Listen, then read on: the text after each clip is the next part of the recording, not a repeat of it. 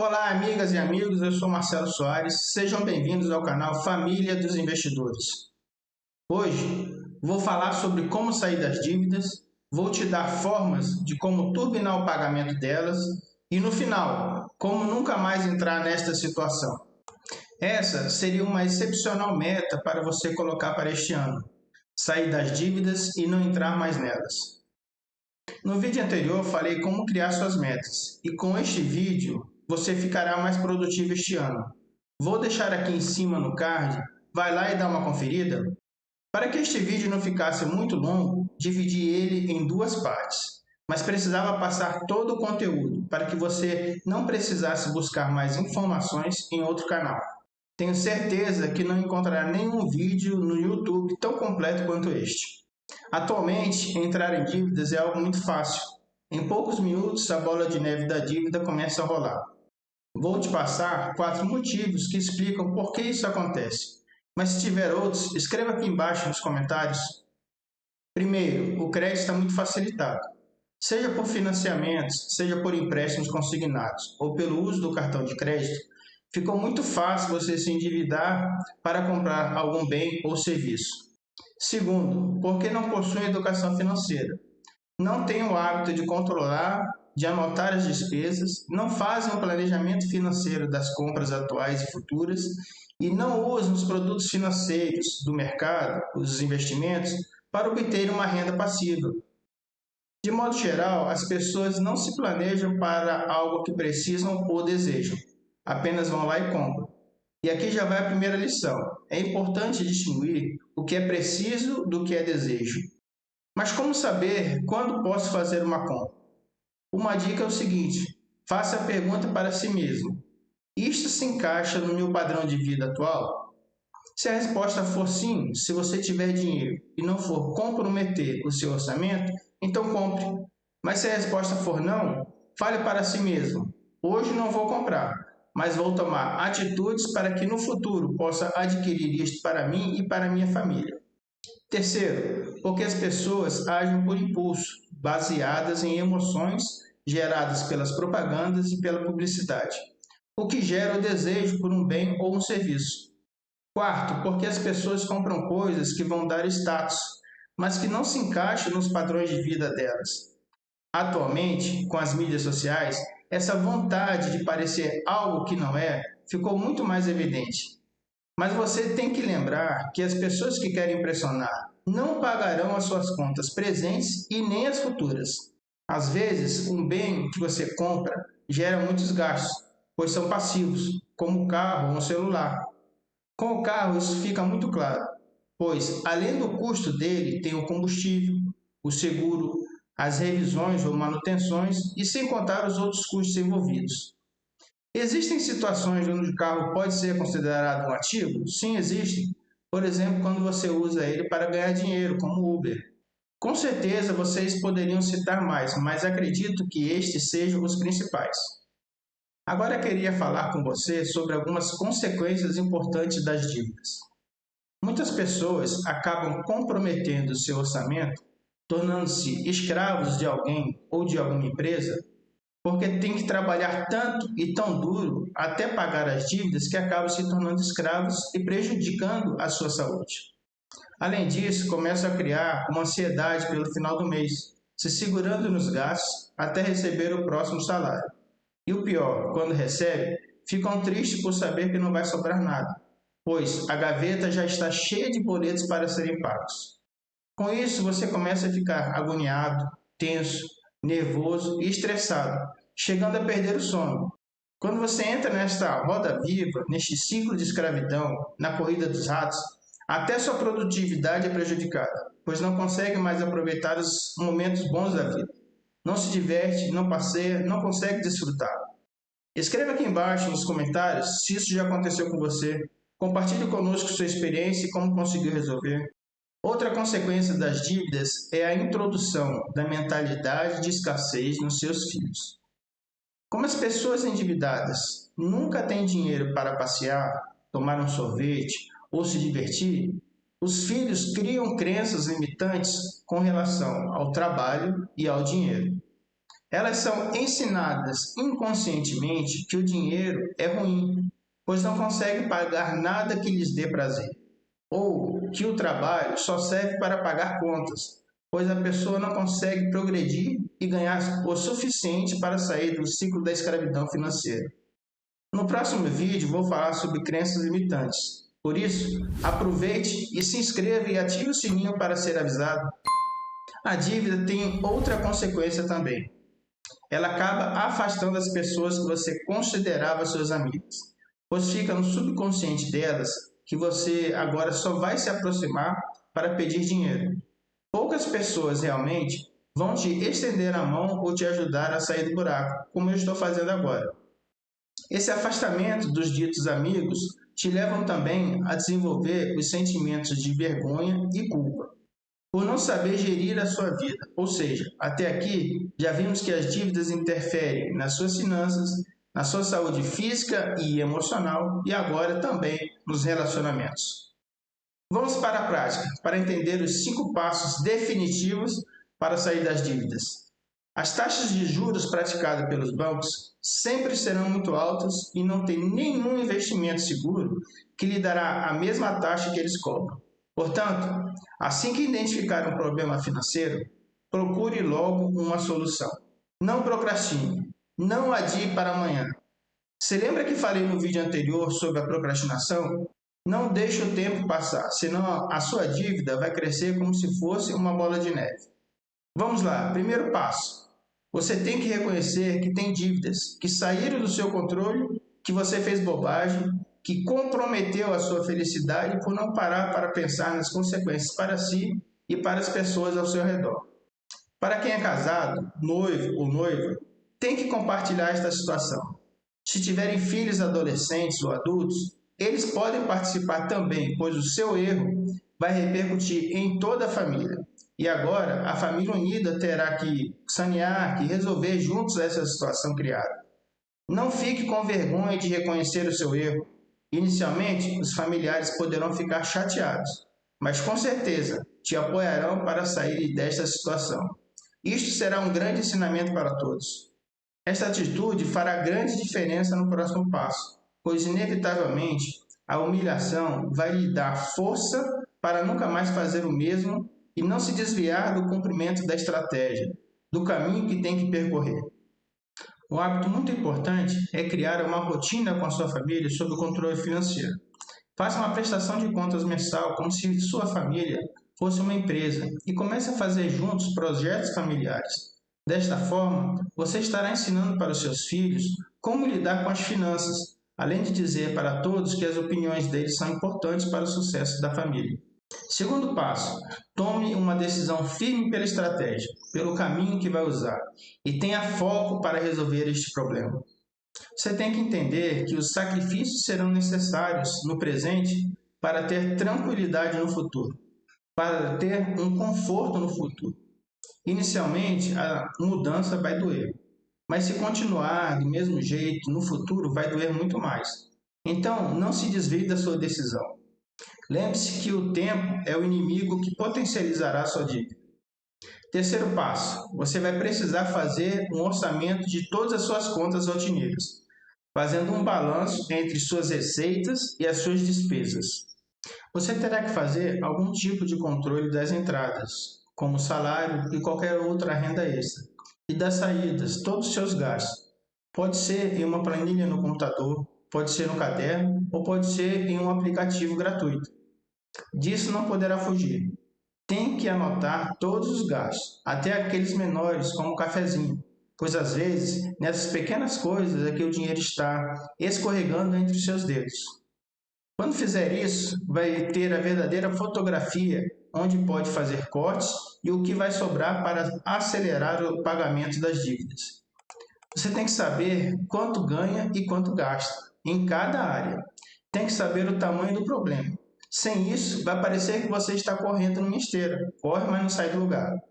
Quarto passo, identifique o montante total da dívida. Tem que separar todos os boletos, promissórias, documentos de cobrança e ir em cada credor. E, se for o caso, pedir a memória de cálculos para saber se os valores estão corretos e se foi usada a taxa de correção correta. Olha só, o fato de você pedir para o seu credor a memória de cálculo já vai indicar para ele que entende um pouco do assunto, e isso já vai lhe dar certa vantagem na hora da negociação. Outra informação importante é que não deve se assustar com as cobranças dos seus credores. Não se perturbe e não aceite as pressões das empresas de cobrança, para que você faça os pagamentos. No momento certo, você vai negociar. É importante também que mostre para o seu credor que não quer continuar inadimplente, que não quer dar calote, mas precisa que ele flexibilize o pagamento, que baixe as taxas para chegarem a um acordo, pois é melhor ele receber um pouco todo mês do que não receber nada. Mostre que está com disposição para pagar. Olha as tabelas que preparei para ajudar você a levantar o montante da dívida e ter a visão geral das negociações. Este trabalho inicial é muito simples. Apenas anote, como fiz aqui na tabela, os valores que estão sendo cobrados e estabeleça inicialmente uma prioridade de pagamento. Não pelo maior valor, mas sim pela maior taxa, pois esta é que vai comprometer o seu orçamento. Pela simples observação da tabela, vemos que isto é verdade, pois a dívida do mercadinho do bairro, a despeito de ser a maior, não foi a que teve maior crescimento de valor ao final de 12 meses, e sim a do cartão de crédito, pois a taxa mensal cobrada pelo cartão foi muito maior. Preste atenção, esta tabela só serve para te indicar qual é a dívida prioritária ou aquela que está crescendo mais rápido. O ensinamento que já podemos tirar desta tabela é que os juros dos cartões de crédito são muito altos. Por isso, nunca fique devendo o cartão. Se usar cartão, nunca parcele a fatura do cartão. Sempre pague o total daquele mês. Antes de ir para o quinto passo, o devedor deve fazer algumas negociações com os credores para ser possível planejar e escolher a melhor estratégia de pagamento.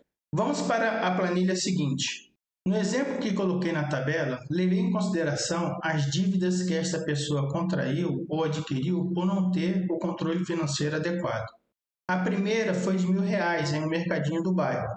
A outra foi de R$250 no açougue. E a última de R$850 no cartão de crédito. No nosso exemplo, estas dívidas se estenderam por um ano, sem que os credores fossem pagos. E quando o devedor foi ver o tamanho da dívida, eles cobraram uma taxa absurda, muito acima da inflação do ano. Para que você tenha ideia, em 2022, o IPCA, que é o Índice Oficial de Inflação medido pelo Instituto Brasileiro de Geografia e Estatística, foi de 5,79% ao ano. O primeiro credor cobrou 20% de juros ao ano, o que elevou o valor inicial de R$1.000 para R$1.200. Ele cobrou 20% de juros e o IPCA foi de 5,79%. O segundo também cobrou 20% de juros, passando a dívida de R$250 para R$300. E o terceiro credor cobrou 13,69% ao mês, o que elevou a dívida de R$850 para R$3.963,57. Observe que a quarta coluna desta tabela representa a primeira parte da negociação, que é tentar, junto ao credor, ajustar os juros cobrados muito acima da inflação medida. Como eu falei, eles cobraram uma taxa superior à que o IPCA foi medido. No primeiro caso, o devedor conseguiu reduzir para 8,5% ao ano, passando então a dívida de R$1.000 para R$1.085. O segundo credor baixou a taxa de juros para 8%, o que elevou a dívida de R$250 para R$270. E o terceiro credor baixou os juros para 9,5% ao mês, o que elevou a dívida de R$850 para R$2.525,74. Ou seja, a dívida total passou a ser R$3.880,70. Apenas com essa negociação, o devedor ganhou R$1.582,87, só com a primeira negociação.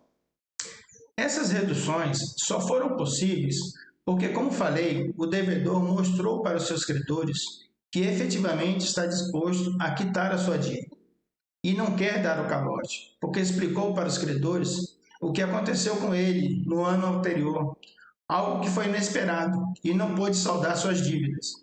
A honestidade de propósito e a sinceridade com certeza fez com que os credores entendessem que ele não queria ficar em dívida, mas que agora está disposto a saldá-las. Mesmo depois dessas negociações iniciais, o total das dívidas ficou aproximadamente R$ 3.900, já obtendo um ganho de quase R$ 1.600. Mas como o devedor não tem como saldar as dívidas de uma só vez, terá que parcelar. Fazendo a análise do seu orçamento, ele viu que com sacrifício, cortando saídas e todo tipo de supérfluo, só conseguiria economizar aproximadamente R$ 1.000 por mês. Então, para exemplificar as estratégias, decidi dividir o pagamento em até 12 meses. Isso é só um exemplo, não se prenda a detalhes. Tente entender o conceito. Eu sei que se ele juntasse R$ 1.000 por 7 meses, conseguiria pagar integralmente. Mas peço que veja as possibilidades de negociação e de pagamento. Vamos agora para a planilha onde podemos fazer os cálculos das negociações. Aqui nesta planilha temos a primeira parte da negociação.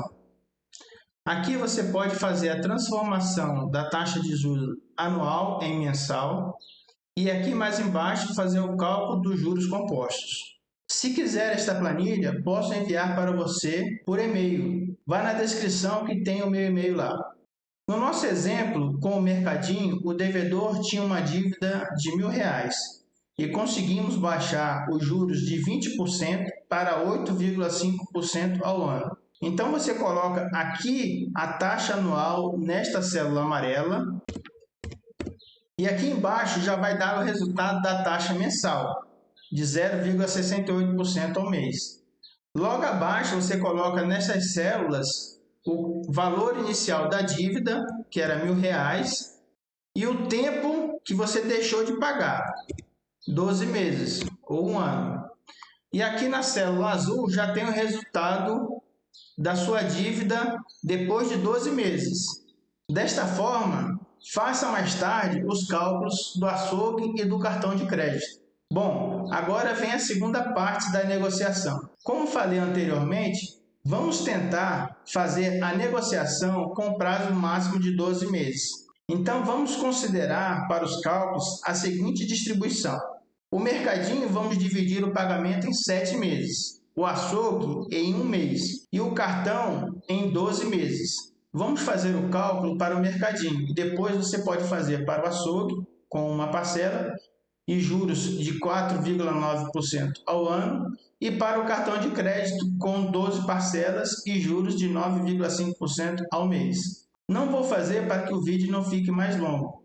O pagamento do Mercadinho será parcelado em 7 meses e o devedor conseguiu com que ele fizesse a taxa de juros de 5,5%.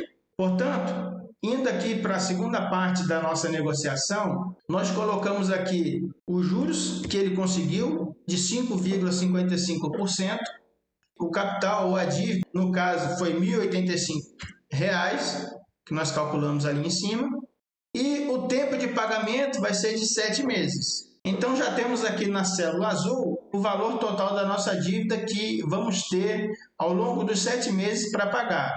R$ 1.119,42. Vamos voltar agora para a planilha anterior, já com todos os cálculos realizados, para ver qual o valor total da dívida depois da segunda negociação. Pronto, aqui está. Você pode observar que a maior parcela será de R$ 1.056,42 no primeiro mês. Do segundo ao sétimo mês, nós teremos uma parcela de R$ 785,35, que seria juntando o valor da parcela do Mercadinho com o do cartão de crédito. E do oitavo ao 12º mês, teremos a parcela de R$ 625,43, que vai restar somente as parcelas referentes ao cartão de crédito. Neste ponto, então, concluímos o quarto passo e agora temos que decidir no quinto e último passo Como vamos fazer o pagamento? Qual a melhor estratégia? Da forma como separei o quarto e o quinto passos, eles ficam interligados, mas mesmo assim vai permitir que eu lhe mostre 4 estratégias para saldar as dívidas e aprendendo estas, pode fazer combinações entre elas e fazer outras negociações com os credores, que poderá obter resultados até melhores. Mas vamos então para as maneiras que vão fazer este devedor sair das dívidas. A primeira estratégia é a seguinte: nós vimos que no primeiro mês será o valor mais alto dentre as parcelas, de R$ 1.056,42. Vamos considerar que no primeiro mês o devedor conseguiu economizar R$ 1.060 e se planejou para que tivesse R$ 1.000 nos próximos meses para saldar suas dívidas. Considerando as parcelas do segundo ao sétimo mês, vai ter uma sobra de aproximadamente R$ 215 e do oitavo ao 12º mês uma sobra de aproximadamente R$ 375. Esses valores que sobraram podem ser usados de duas formas, ou para adiantar as parcelas, como fiz aqui, aproveitando o acúmulo dos meses anteriores para pagar no sexto mês a sexta e a sétima parcela, no sétimo mês a oitava e a nona parcela, e no nono mês a 11ª e a 12ª parcela, sobrando ainda um saldo de R$ 164,37. Ou como fiz aqui na segunda estratégia, que é apenas uma variação da primeira, e que na minha opinião é a melhor até agora, porque além de investir os valores que sobram todos os meses, o devedor cria o hábito de economizar e investir. Podemos ver que com a segunda estratégia, mesmo levando a dívida até o 12º mês, o tempo de investimento foi favorável a essa estratégia, pois o devedor, além de conseguir pagar toda a sua dívida, conseguiu ao final ter um total investido de R$ 3.515,35. Ao passo que se ele tivesse pego os R$ 164,37, com mais os 3.000 que sobraram a partir do 10º mês, ele teria um total de R$ 3.164,37 para investir, o que lhe renderia apenas R$ 3.200,79. Como falei, na segunda estratégia, ele criou o hábito de economizar e investir, e além disso, conseguiu um maior rendimento para os seus investimentos, ou seja, ganhou dobrado. A terceira estratégia, de um modo geral, é muito mais econômica. O devedor tem que buscar uma forma de trocar vários credores por apenas um. Isto pode ser feito de forma direta, apenas entre no seu aplicativo do banco e faça como eu. Fiz uma simulação pegando um crédito consignado de R$ 3.880, com a finalidade de pagar todas as dívidas de uma só vez. Nesta simulação, pagaria ao final de 12 meses para o banco aproximadamente R$ 4.930. Considerando a primeira estratégia, ficaria no bolso quase R$ 3.960, pagando 12 parcelas de aproximadamente R$ 411. Com isso você vê que a educação financeira faz toda a diferença. E por isso, nem políticos, nem governos e nem instituições financeiras querem que você saiba disso. Outra informação importante é que quando for fazer qualquer tipo de empréstimo em bancos ou instituições financeiras, além das taxas de juros, pergunte sobre o CET. Esta sigla significa custo efetivo total. Além dos juros, outras despesas são embutidas como seguro, taxa de administração, etc. Neste exemplo que dei, o CET da operação em 12 meses é de 27,12%. A quarta estratégia é usando o mesmo princípio da terceira, só que na terceira eu fiz a simulação empiricamente e deu certo. Agora vou fazer usando a média ponderada das taxas de juros, para ver se a troca de várias dívidas por uma é viável. Para este exemplo, retirei a dívida do açougue, por ser um valor muito baixo. Mas cada caso é um caso, e você tem que usar os conhecimentos que estou passando aqui para ver a melhor estratégia para a sua situação. Neste exemplo, vamos dizer que além daquelas dívidas que já vimos, teríamos mais duas dívidas, uma de R$ 5.000 a uma taxa de 1,5% ao mês e uma de R$ 1.500 a uma taxa de 11,6% ao mês. A média ponderada das taxas das 4 dívidas é de 6,58% ao mês. E usando a mesma taxa que consegui na terceira estratégia, levando em consideração 7, o banco me dá um empréstimo a 2,02% ao mês. Vemos que ainda neste caso é mais econômico trocar as 4 dívidas por uma, mas se fosse ao contrário, não valeria a pena. Então, nesta estratégia, basta que você faça o cálculo da média ponderada das taxas e compare com a taxa do banco. Se do banco for maior, não compensa, mas se for menor, como foi o nosso caso, pegue um empréstimo no banco. Preste atenção agora nessa dica que posso te poupar muito tempo. Eu sei que existem pessoas tímidas e que não gostam de confronto ou de fazer negociação. Para estas pessoas também tem uma solução. Aquelas que têm dívidas inscritas no Serviço de Proteção ao Crédito, SPC, existe o site do Serasa que chama Limpa Nome, onde consegue até 90% de desconto nas dívidas. Às vezes, no final do ano, pode conseguir até 95% de desconto. Vá na descrição deste vídeo que vou deixar o link do site do Serasa do Limpa Nome. Por fim, algo muito importante para a sua vida. Celebre todas as suas vitórias, se conseguiu uma promoção, se conseguiu um emprego ou mesmo se conseguiu saldar suas dívidas. Celebre, comemore com sua família, por todos terem se empenhado para alcançarem um objetivo comum. Isso reforçará no seu cérebro de todos que tomaram a decisão correta, que tomaram a decisão certa. E o que fez foi positivo. Crie o hábito entre seus familiares de celebrar as vitórias pequenas ou grandes. Isso faz toda a diferença para os futuros sucessos e, se for necessário, para os sacrifícios que às vezes temos que fazer. Gostou do conteúdo? Não se esqueça que logo vou postar a segunda parte deste vídeo. Deixe seu like e se ainda não for inscrito, se inscreva e ative o sininho. Se você não tem dívida, com certeza conhece alguém que está com este problema. Portanto, compartilhe com ele. Você lembra do nosso lema? Acreditar que é possível faz parte da missão? Eu sei que se você acreditar no que te passei aqui, pode se livrar das dívidas. Que Deus te abençoe. Um grande abraço.